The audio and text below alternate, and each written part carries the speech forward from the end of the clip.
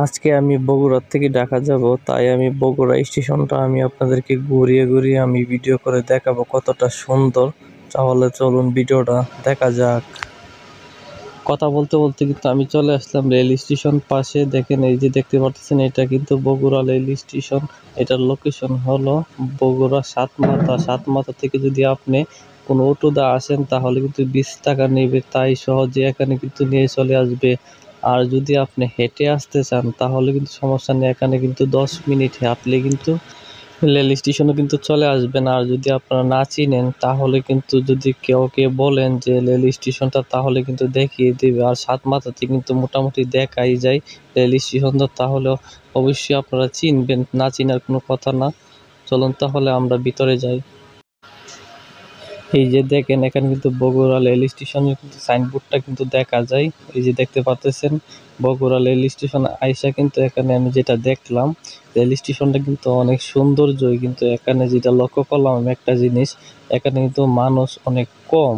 Rail স্টেশনটা অনেক সুন্দর কিন্তু মানুষ কিন্তু চলাচল করে অনেক কম। যেটুকু আমি বুঝলাম, তারা কিন্তু রেলগাড়িতে কিন্তু মানুষ চলাচল কম করে, গাড়িতে কিন্তু অনেক বেশি করে, তাই এখানে আমি যেটা বুঝলাম। এখন মনে হয় ঢাকা থেকে মনে হয় একটা গাড়ি আসবে। এখন মনে হয় একটা ঢাকা থেকে গাড়ি আসতেছে, এটা মনে হয় যাবে ঠাকুরগাঁও। এটা কিন্তু বগুড়া কিন্তু গাড়িটা থামবে, তাই কিন্তু কিছু মানুষ এখানে কিন্তু বসে আছে। আমি মনে হয় এটা গাড়িটা কিছুক্ষণের মধ্যেই কিন্তু চলে আসবে। আমিও আপনাদেরকে গাড়িটা কিন্তু অবশ্যই ভিডিওর মাধ্যমে দেখাবো। এই যে আমি দেখেন ওভার ব্রিজের উপরে কিন্তু আসছি, এখানে কিন্তু আমি কিন্তু এই যে দেখেন স্টেশনটা কিন্তু মোটামুটি ফাঁকা, অন্য অন্য স্টেশন থেকে কিন্তু এটা কিন্তু অনেক ফাঁকা। এখানে কিন্তু হেঁটে কিন্তু অনেক ভালো লাগলো আমার। এই যে দেখেন পরিবেশটা অনেক সুন্দর। চলুন তাহলে ট্রেনের জন্য নিচে যাওয়া যাক।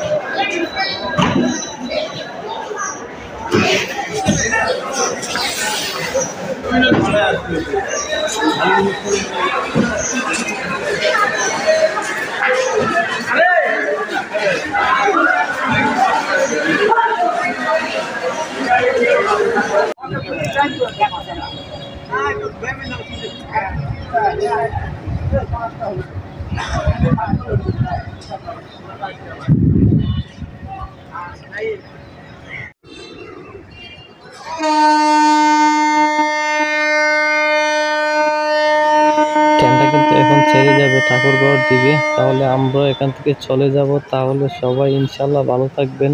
অন্য কোনো ভিডিওতে অবশ্যই দেখা হবে ইনশাল্লাহ। আসসালামু আলাইকুম।